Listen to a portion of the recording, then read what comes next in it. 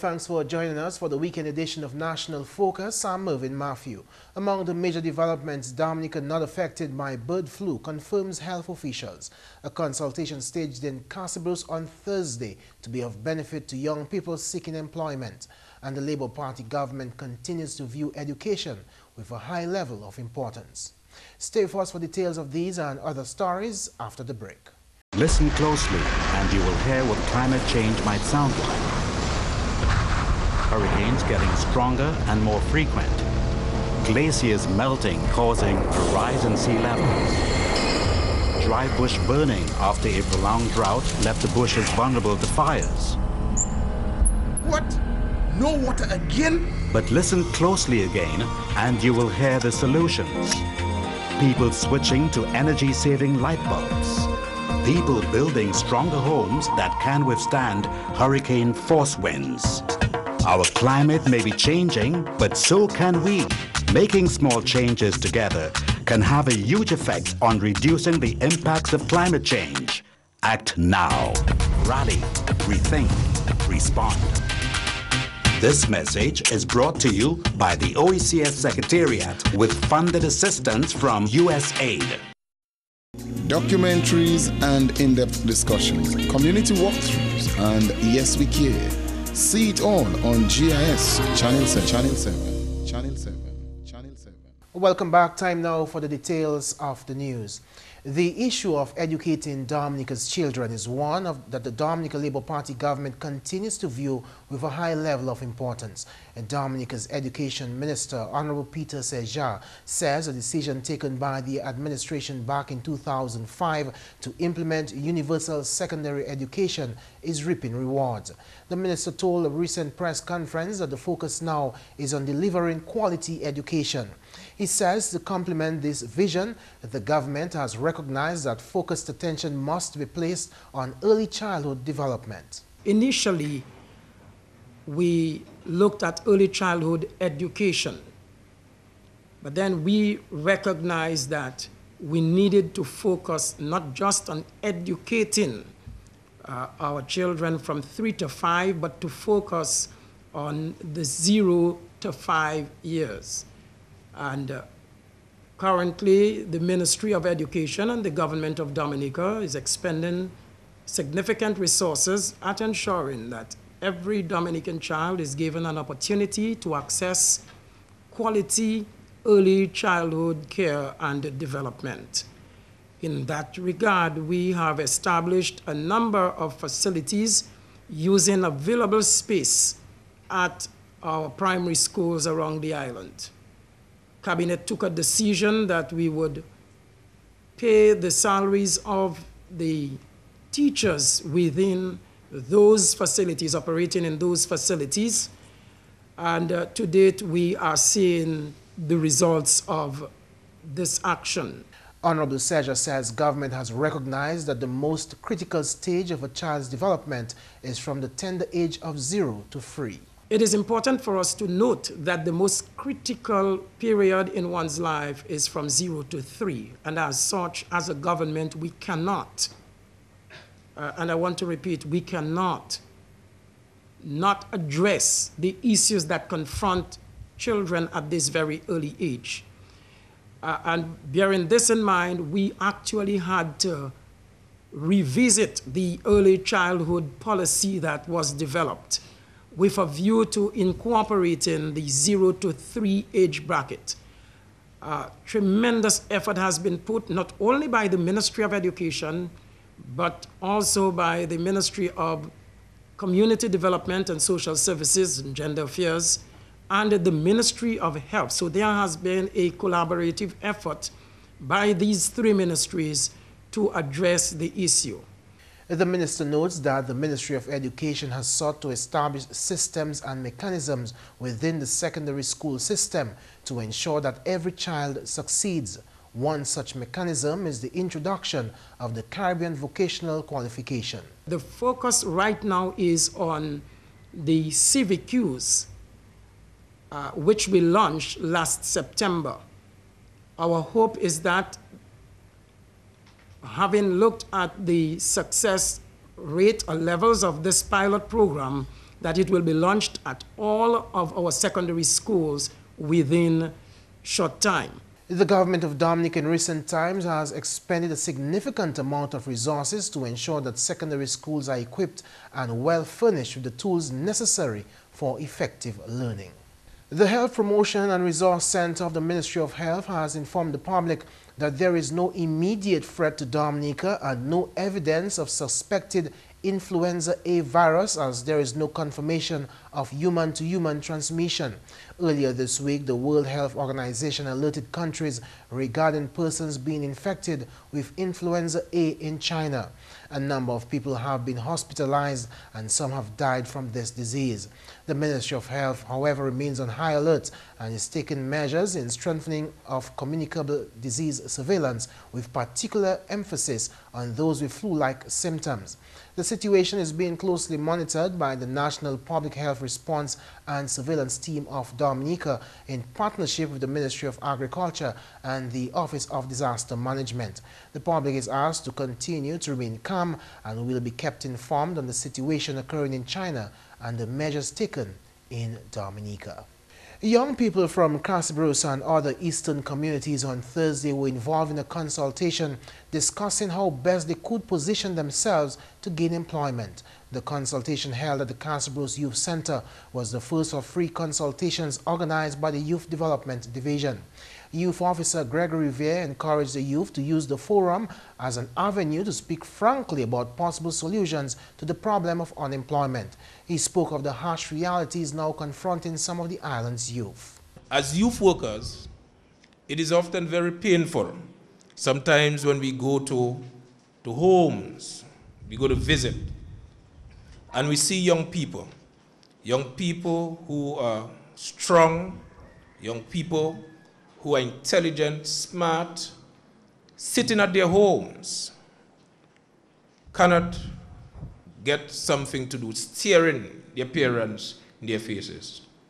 And that is very painful. And we sense the embarrassment where after your parents support you for years to go to secondary school, you go to college, some people go to university, and at the end of the day, they cannot really offer something to the household, and it can be a little embarrassing. A number of speakers addressed Thursday's consultation. Among them was coordinator of the Technical, Vocational and Training Education Program within the Ministry of Education, Abraham Dura.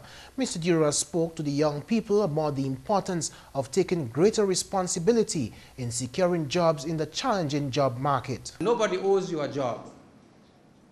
Not your parents, not the PAL rep, not the Prime Minister, not the government or the ministry. Nobody owes you a job. I like to remind young people that when you reach a certain point in your life, your parents have been responsible for your life up to a point. The law says 18. I say when you become a mature young person. But at some point, your parents' responsibility ends and you have to take your life in your hands. And, well, my children call me the dictator for this because, no, we had to go through this. It was like an initiation ceremony. So you have to take your life in your hands. It's like you have the suitcase, you put it down and you watch what is in it. You evaluate what you have, what you don't have. Throw out what you don't need because from now on, you're in charge. You owe yourself a job, not anybody else. He told the young people that in today's world, smart employers look not only at qualifications, but also look critically at skills of prospective employees. Employers are getting smart nowadays. People are manufacturing certificates and degrees and pieces of paper. Did you realize that? Sometimes you wonder, how did that person get that piece of paper? And employers are beginning to tell themselves that we need to look beyond the piece of paper. I am not hiring the piece of paper you bring in front of me. You come with an associate degree, but how do I know that your brother didn't do all the assignments for you? Nowadays we have Google, right? And we have online so people can just pick up stuff and pass it off. No. Smart employers want to dig into your head. They want to know who you are. They want to know who it is that we are hiring. And notice I said smart employers. And the smart employers are the ones in the areas that have the good jobs. Therefore, it is not so much what you have. It has more to do with who you are and what you can do. The education officials also spoke to the young people about current jobs now available and possible lucrative industries in Dominica. Other speakers at the employment consultation included Chief Youth Development Officer Bernard Bontiff and the job developer at the Youth Development Division, Matilda Popo. Similar consultations are being planned for other districts in Dominica. In more news, violence against children and sexual abuse of children are two major issues which UNICEF's Regional Director for Latin America and the Caribbean, Bernd Assen, would like the community to speak more about. The UNICEF official who visited Dominica this week says much more should be done at the community level to break the silence about the abuse of children. He says though the acts may be taking place in private homes, it is a public concern. There is a Caribbean-wide initiative of what is called breaking the silence, in the sense that we know very much encourage with the government that communities get involved and do not accept when they hear that sexual abuse or violence are taking place, even if it's inside private home. They are private home, but it's a public concern, and we have to speak out as adults when we know this is happening. The UNICEF official is encouraged by a recent move by the government of Dominica to implement new protocols to allow the public to report cases of child abuse. He says more public debate on the issue should be encouraged. The cabinet have passed a new protocol that supports public servants to report on this very sensitive issue. And again, we see this as a tremendous step forward. But as I said, the sexual abuse of children, the violence against children that are taking place inside the homes will not be prevented until actually the community is engaged, and whenever there is a suspicion that they break the silence and speak out. And I think the new protocols that have been passed by the cabinet recognize the problem, open up for hopefully having a public debate on this issue, and making sure that community engage so we can prevent this abuse of children that unfortunately are taking place in many private homes across the Caribbean. And unfortunately, the perpetrator is very often someone well known to the family. So it's an issue that is sensitive and sometimes difficult to have a discussion about. But the door has now been opened, and we hope that you will have a lively discussion on this issue in Dominica, and that community engage and speak out. In other news, enumerators now being trained to carry out the 2013 Labor Force Survey have been advised to make the best use of the training, as the quality of information provided to the government rests to a large extent on the work that they do. That advice has come from Reynold Simmons from the International Labour Organization, who is facilitating a three-day training workshop at the Public Service Training Center. The survey, to be carried out later this year, will provide current information on labour market characteristics and labour market trends, including estimates of employment and unemployment. It all rests to a large extent on your shoulders. You are the beginning and the end of the quality of the survey. Everything that comes after you is makeup, is facelift. So with that, I want to congratulate everybody with this initiative here and the fact that you're moving ahead to the Labour Force Survey. He noted that the survey is the most important source of information on the wealth of work in the various countries that are members of the International Labour Organization. The Labour Force Survey provides information not only on employment, but because employment is so critical to the well-being and the welfare of people, it also provides a lot of information of the levels of living that people have in the world. It also gives us information on what we call decent work, because work by itself is something that we have been, in this region, we have known for centuries, and not always work means decent work. The 2013 Labor Force and Core Welfare Indicators Training Workshop commenced at the Public Service Training Center on Thursday this week and will end on Saturday.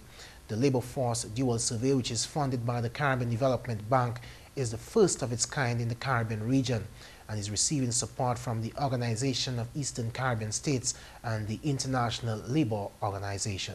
In more news, volcanologists attached to the Seismic Research Center in Trinidad, Patricia Joseph, has confirmed that there has been no recent volcanic activity on the island.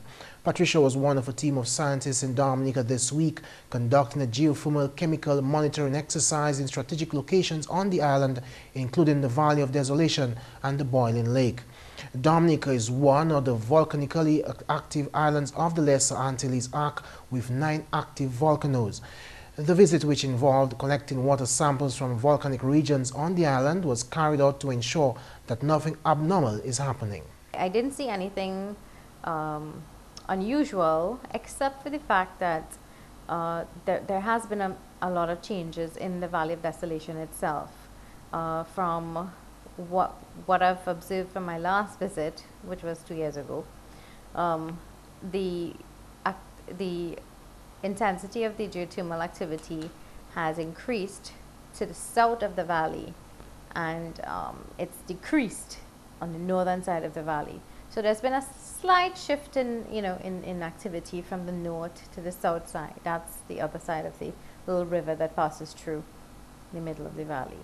So that's normal. It's just, gases and water finding, new pathways and, making things easier for themselves to surface on the earth. So it's just, temporary changes. Maybe when we come back on the next time, we'll see things have re-emerged on the north. And it could be an influence of the season, because it's a dry season now, whereas in a wet season, with more water in the system, we might see, an increase in activity in the north. The volcanologist says while there is nothing to be concerned about now, monitoring of Dominica's volcanoes will continue. She says the findings will be relayed to the Office of Disaster Management. The fact is that Dominica is a very intensely monitored island because it's the only island in the region, the English-speaking Lesser Antilles, with more than one potentially active volcanic center. So,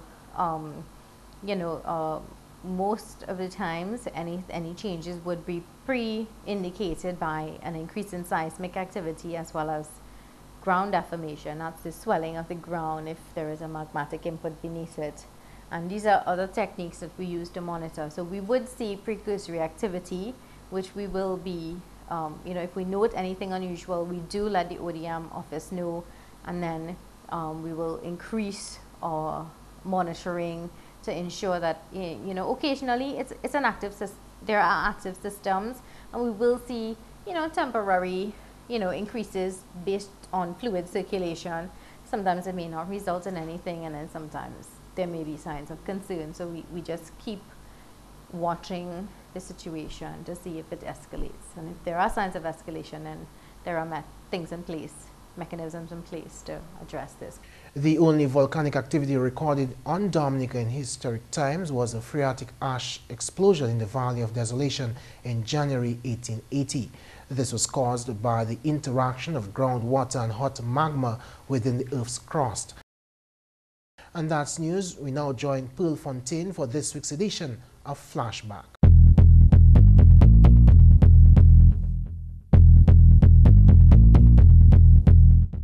Hello and welcome to this week's edition of Flashback. Huge water plans are ahead for Water Area 1, which supplies the communities of Mero to Castle Comfort. The Development Bank, together with the government of Dominica, will finance the relocation of the water system and the upgrade of the treatment facility. The Dominica Cadet Corps this week observed Cadet Day 2013 in grand style. Cadet Day 2013 was themed, Cadetting, Develop Your True Potential. The consultative aspect of implementing the much-discussed Economic Partnership Agreement took place on Tuesday morning to pave the way for increased trade, for both CARIFORUM and European Union states. And the government shows interest in the progress of the Cadet Corps. Minister responsible for Youth Affairs, Honorable Justina Charles, says the government is lobbying for closer collaboration with partners toward youth empowerment through the Cadet Corps. On Wednesday this week, Granby welcomed the newly constructed $3.7 million police station. The much-anticipated Granby Police Station was officially presented to the Dominican public with a colorful ceremony on the grounds of the facility. 10 single mothers in Granby had their dreams of having their own homes realized when they were presented with brand new Petro Casas. The houses were constructed through grant funds by the Bolivarian Republic of Venezuela. And the Agricultural Investment Unit called on farmers to make payments on time. Head of the unit, Dr. John Toussaint, explained that the late payments are affecting those who have submitted applications to the unit. UNICEF's Regional Director Bernd Arsen reported on his two-day visit to Dominica. After visiting educational facilities across the island, Arsen noted that much progress has been made. 50 members from the Esprit Association of Martinique arrived in Dominica this week to hold discussions with the mayor of the city of Roseau, His Worship Cecil Joseph. The French delegation is looking to collaborate with the city of Roseau in a number of areas, including sports, health, culture, and education. And enumerators are being trained to conduct the 2013 Labor Force Survey. 55 enumerators began the two-day training workshop this week. Survey interviews are expected to begin on April 14. Those were the headlines which made the news this week. Join us again next week for another edition of Flashback. Back to you, Mervin. And that's all for the English news. Coming up next, your tip of the day. Listen closely and you will hear what climate change might sound like. $30 for a hand of bananas? Severe drought could destroy banana plants and drive food prices up. And now we can see the dead coral reef below us. Dead coral? I thought it was alive. No, it's dead. If you look at the pictures, you can see what the coral used to look like. Oh, wow. Natural wonders like coral reefs are disappearing. But listen closely again, and you can hear the solution. People disposing of garbage responsibly and not in drains and rivers. People responsibly discarding engine oil. Our climate may be changing, but so can we. Making small changes together can have a huge effect on reducing the impacts of climate change. Act now. Rally, rethink, respond. This message is brought to you by the OECS Secretariat with funded assistance from USAID. Documentaries and in-depth discussions, community walkthroughs, and Yes We Care. See it all on GIS Channel 7. Channel 7. Channel 7. Channel 7.